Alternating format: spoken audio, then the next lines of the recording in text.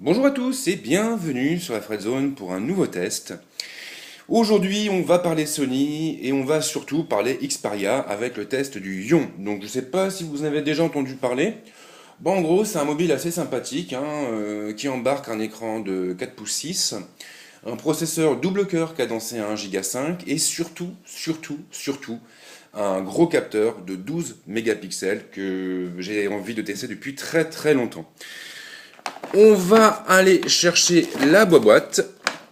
La voici. Donc au niveau de la boîte, ce qu'on peut déjà remarquer, c'est que le format est pas courant. D'habitude, on a des espèces de boîtes qui sont très rectangulaires, très épaisses, avec une grosse profondeur, et qui sont moins larges. Et pour son Ion, en fait, apparemment, Sony a opté pour un format, je dirais, un peu plus original. Donc après tout, pourquoi pas. Sinon, au niveau de la boîte toujours, c'est plutôt propre, c'est plutôt clair, c'est du Sony.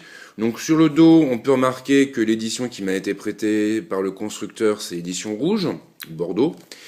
On voit aussi les principales fonctionnalités du produit, donc le téléphone est certifié PlayStation. On a aussi la technologie Bravia Engine qui est intégrée. On a aussi la possibilité de prendre des panoramas en 3D apparemment. Bon. Sortie HDMI, du Wi-Fi ici, du DLNA, et puis donc le X-Morea. On va bien évidemment s'intéresser à ce qui se trouve dans la boîte parce que c'est quand même plus intéressant, je pense. Donc dans la boîte, nous avons une deuxième boîte, ce qui est quand même assez amusant. Alors, une boîte qui est plutôt design, avec un petit tiroir de ce côté-là, qui nous permet d'accéder au contenu. Bon. Alors évidemment, la première chose qu'on voit, ça va être le Ion dans son emballage. Voilà, donc on verra après à quoi il ressemble. On a ensuite un petit tiroir amovible. Sur ce côté-là, on va trouver le câble de synchro et de recharge. Donc c'est de l'USB, du micro USB ou mini USB. J'arrive jamais à faire la différence entre les deux, je ne sais pas pourquoi. Ensuite, nous avons... Oula, on a beaucoup de choses. On a plein de documentation. Ouais, on a vraiment beaucoup de documentation. Oula, on a vraiment toutes les langues, c'est assez cool. Voilà, donc si vous êtes polyglotte, vous allez pouvoir vous amuser. Vous aurez de quoi passer la soirée. Bon, alors, moi personnellement, la documentation, je suis pas super fan déjà à la base. Parce que bon, tuer des arbres, c'est quand même pas super sympa. Et là, quand on voit le volume, voilà, il est un petit peu trop quand même là. Et puis ici, nous avons un autre tiroir secret. Et donc là, normalement, on devrait trouver le chargeur, donc qui est assez massif. Si on le compare à la taille du téléphone, on voit quand même qu'il est plutôt gros. Et puis nous avons ici donc le kit main libre. Le kit main libre qui fera aussi office de casque audio. On peut voir ici une pince qui nous permettra d'accrocher le casque à notre par-dessus, à notre manteau, notre t-shirt, ce qu'on veut. Et puis on a aussi des embouts en plastique pour l'adapter à toutes les oreilles. Bon, là j'ai envie de dire, au niveau du package, on est sur quelque chose d'assez traditionnel, malgré une boîte originale et malgré également une grosse documentation qui fait un petit peu peur, faut bien l'avouer. Donc ça, c'était pour le déballage. Maintenant, on va quand même s'intéresser au mobile et voir ce qu'il nous propose. Alors, je vais prendre uniquement, voilà, je vais recadrer un petit peu, histoire que ce soit plus sympa. Et donc, voilà le Xperia Ion dans son emballage, avec ses différentes protections. Voilà. Ouh. Protection que je retire bien évidemment le plus proprement possible, on va essayer de ne pas les perdre. Et on se retrouve donc avec le mobile dans les mains. Au niveau du format, on est sur quelque chose d'assez rectangulaire, d'assez carré. Bon, c'est propre aussi quand même à l'identité visuelle de Sony et de ces derniers Xperia. On retrouve vraiment les mêmes courbes. Au niveau du dos, on a, alors c'est assez drôle parce qu'on a deux textures différentes. Donc là, on a une texture façon métal avec le capteur de 12 mégapixels accompagné de son flash LED. On a aussi ici le logo Xperia. Et puis, en haut et en bas, on a deux languettes qui sont en plastique, je crois, plastique mat. Donc finalement, l'un dans l'autre, ça fait un peu genre ambiance iPhone 5, c'est assez rigolo je trouve. Moi je suis pas super fan des textures différentes sur le dos, je trouve que c'est pas, ça manque un peu d'unité. Bon maintenant, là je pense qu'on doit avoir quelque chose comme du métal, peut-être de l'alu, je sais pas. Et bon forcément il faut pouvoir faire passer les signaux, donc tout ce qui est Wi-Fi, Bluetooth, et puis bah je dirais, la connexion traditionnelle du téléphone. Donc là, en l'occurrence, on comprend pourquoi le constructeur a ajouté deux languettes de plastique en haut et en bas. Sans ça, je pense qu'on aurait peut-être des soucis de réception. Sur la face avant, on retrouve là-haut le logo, un capteur. Ici, nous avons quatre boutons. Donc voilà, le bouton qui permet d'accéder aux options, le bouton de retour sur l'écran d'accueil, le bouton de retour tout court et le bouton de recherche. Donc c'est vrai que là on est quand même sur un truc un peu chargé dans le sens où depuis Ice Cream Sandwich, les constructeurs ont la possibilité d'implémenter des boutons tactiles, ce qui permet du coup d'avoir un plus grand écran et bon, c'est vrai que là on a l'impression de revenir un petit peu en arrière. Ici, le logo Xperia, bien évidemment. Sur la tranche gauche, alors sur la tranche gauche, qu'est-ce qu'on va avoir? Eh bien, on va avoir déjà une trappe, normalement. Ouais, c'est une trappe. Qui est pas facile à enlever. Voilà. Et qui nous permet d'accéder donc à la connectique. Alors si je fais la mise au point, ce sera peut-être mieux. Voilà. Et donc, au port USB et à la sortie mini HDMI. C'est quand même sympa qu'on ait une sortie HDMI, mine de rien. Je trouve ça assez cool.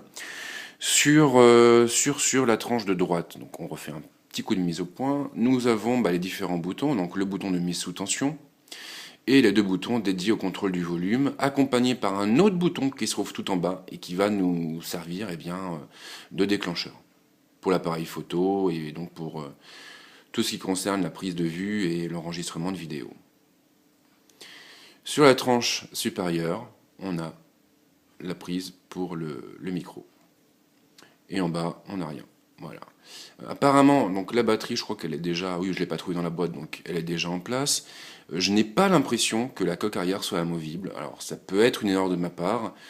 J'ai pas eu le temps encore de regarder vraiment le téléphone, puisque je le déballe en même temps. Et j'ai l'impression que la coque n'est pas amovible. Donc, si elle n'est pas amovible, ça veut dire que la batterie ne l'est pas non plus. Donc ça, c'est vrai qu'aujourd'hui, on a de plus en plus de constructeurs qui intègrent directement la batterie à leurs terminaux. Apple, pour ne pas le citer. Et je trouve que c'est un petit peu dommage dans le sens où une batterie, ça peut quand même mal vieillir. Et donc il peut arriver un moment où on a besoin de la changer, quoi. Et si on peut pas la changer nous-mêmes, ça veut dire que notre téléphone, on peut le foutre à la poubelle. Donc là, c'est un petit peu dommage. Bon, cela dit, maintenant, on a quand même des batteries qui tiennent très bien le coup, donc why not? Alors, on va voir s'il y a du jus et on va essayer de l'allumer. Donc, apparemment, il y a encore un peu de jus.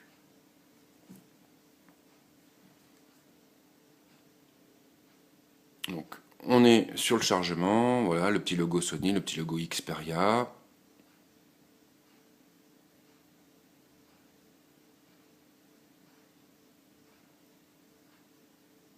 Et normalement, on devrait basculer automatiquement sur l'assistant de configuration, ou pas. Donc là, en l'occurrence, on n'est pas face à l'assistant de configuration, donc je suppose que le téléphone a déjà été testé par quelqu'un d'autre et qu'il n'a pas été réinitialisé. C'est un petit peu dommage. Donc là, qu'est-ce qu'il me dit? Ouh là là, il me dit plein de choses en anglais en plus. Donc en gros, on cancelle, voilà. Et je pense qu'à mon avis, je vais devoir... voilà. Ah oui, si, quand même. Donc j'étais mauvaise langue. En réalité, oui, on arrive sur l'assistant de configuration. Alors je sais pas pourquoi j'ai eu un message au démarrage. C'était par rapport à la batterie et par rapport à l'économie d'énergie. Bon, passons. Donc l'assistant, première étape, évidemment, on va devoir choisir notre langue. Donc on va aller chercher le français. Voilà, qui se trouve ici même. On tape sur terminer. Et là, il me demande d'insérer une carte SIM, donc ce qui est un petit peu dommage, puisque je n'ai pas l'intention de le faire pour l'instant. Ensuite, donc, on a un message d'alerte qui s'affiche et qui nous indique que Sony Mobile est susceptible de collecter des données de manière anonyme et qu'on peut désactiver cette fonctionnalité si on le désire. Donc là, en gros, j'ai pas 36 solutions, hein. Soit je suis pas d'accord, soit je suis d'accord, sachant que si je suis pas d'accord, je pourrais pas utiliser le terminal. Donc là, je vais dire que je suis d'accord. Et on arrive donc sur l'écran d'accueil avec le fond d'écran Sony et les différents éléments qui sont propres à Android et surtout propres à la surcouche du constructeur. Donc voilà pour ce déballage et pour cette présentation succincte du mobile. Donc maintenant, ce que je vais faire, c'est que je vais le prendre en main. Normalement, je l'ai en prêt pendant à peu près une semaine. Donc je vais le tester tranquillement et une fois que j'aurai fini mon test, je tournerai une autre vidéo pour vous dire un petit peu ce que j'en pense et pour vous présenter le fonctionnement de la plateforme. Voilà, donc j'espère quand même que ça vous a plu. Bon, pour l'instant, mes impressions sont relativement mitigées. J'aime beaucoup Sony comme constructeur, mais là, je suis pas complètement conquis. Je trouve que là, la double texture sur la coque arrière, c'est pas super. Et puis voilà, quoi, la présence de 4 boutons en dessous de l'écran, ça me gêne aussi un petit peu, surtout à l'heure d'Ice Cream Sandwich et de Jelly Bean. Donc bon, maintenant, mes impressions sont pas non plus complètement négatives. Je trouve que c'est une belle pièce et j'ai hâte de le prendre en main pour voir ce qu'il vaut sur le terrain. Et j'ai surtout hâte de tester son capteur. Voilà, je vous dis à très vite sur la Fred Zone. Ciao.